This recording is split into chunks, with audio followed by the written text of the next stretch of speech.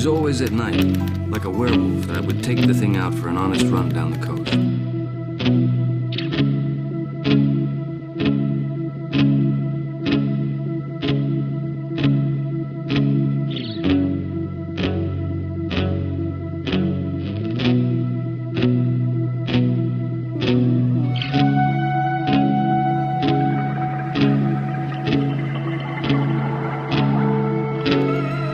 Start in Golden Gate Park, thinking only to run a few long curves to clear my head.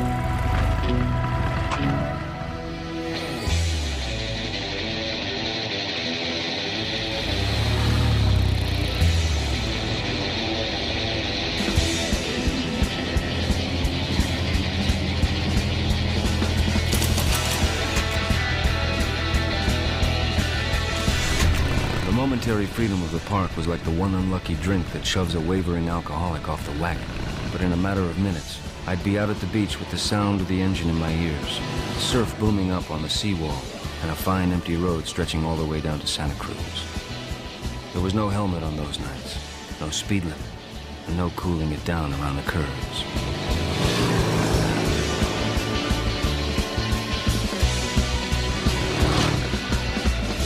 Then into second gear, forgetting the cars and letting the beast wind down.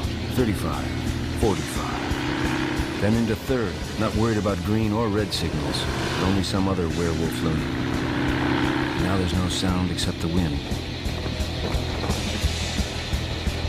The needle leans down on 100. Wind-burned eyeballs strain to see down the center line. No room at all for mistakes. And that's when the strange music starts.